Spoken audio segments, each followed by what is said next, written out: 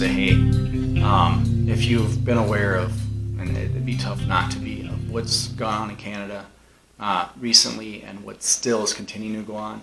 I'm talking about the freezing of accounts, the freezing of accounts for people involved, freezing of accounts for people that were not involved, the overlooking of social networks, that kind of stuff, and just the punishing, if you want to call it that, tyranny, I call it, just for if you're doing stuff that the government doesn't agree with, it doesn't want you to do. If you're not, following along, if you're not following orders, then you got to pay the price. That's what's been going on, so that's what it seems like it's going to become more and more. And not just Canada. We're talking Australia over the last couple of years. We're talking other countries all over. And just recently, real soon, or real recent, I should say, is Russia. And you got governments in there shutting Russia off of SWIFT. And SWIFT is just, trying to sum this up quick, it's just what they have to go through to trade oil and other stuff through countries, and they use the US dollar. Well, because of people didn't like certain things, maybe certain hairstyles, maybe certain people, what certain people said in different countries, or they want control and get them to do certain other things, that's what they do. They use the US dollar as a punishment, they use it as a reward, they use it just as a controlling aspect. I'm just talking US, how they do that. So with that, Canada seems like they've done the same thing, but on a much lower level, because they can't do it for countries, but they can do it for their citizens in other countries, so on and so forth. So I'm saying this because if you see now, now, if someone had $10,000 in the bank, if someone had $10 in the bank, if someone needed to go to the store to get whatever it is, some medicine, some, cough syrup, I'm just throwing this stuff out here, or something else, to buy a thermometer because their child is sick, running attempts, so they want to, see what it's at, that kind of stuff, or Band-Aids. I'm just throwing stuff out there. Obviously, I didn't have that prepared, this list of things, but if they're just going to do that and they can't access their $10 they had in their account, or part of their $10,000 they had in their account, if someone else had that, because of what they said, who they're around, what they did, not did illegally, but just did, being caught, being supporting people, who they donated to, anything like that, then they just got shut off. Well, how is that?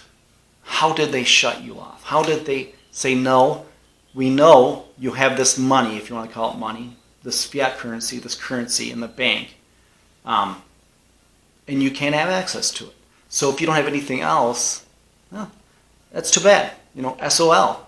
You're just up a creek without a paddle type of deal.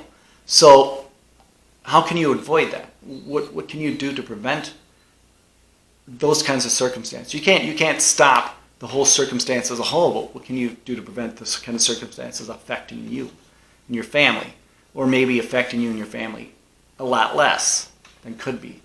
Well, like I've said over and over since I've been doing videos, you want to make sure you have stuff that you can hold, that you have in your hands.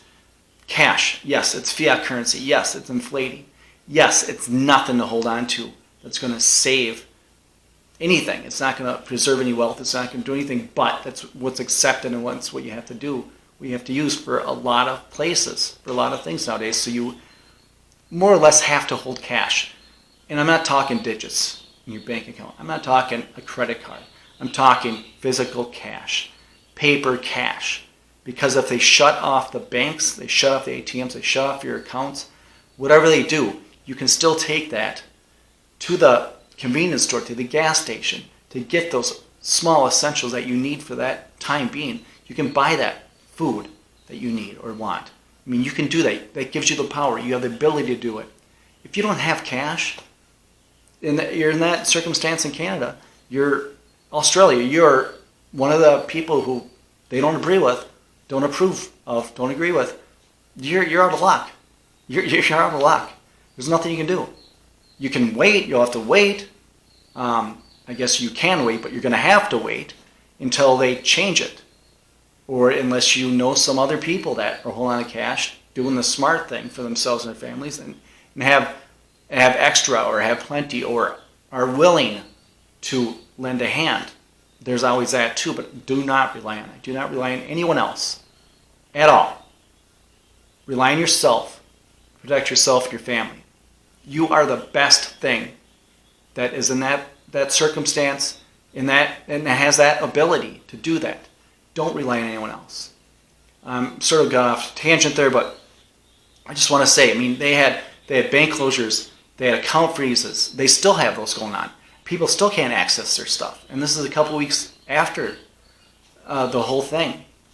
That the initial thing that had happened with the whole emergency thing through Canada that they did, and I can't speak so much more for Australia. I can't speak on a higher level because I know roughly the same amount about Australia and Austria that I do about Canada, just what I read and what I've been told by trusted sources. And by read, I don't mean going on CNN, Fox, MSNBC, none of that stuff. That's all just garbage propaganda. I mean finding real trusted sources to read and find out about.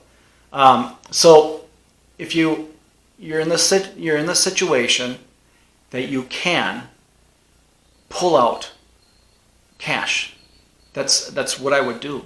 That's me. That's what I would do. I would pull out cash. Maybe as much as you can.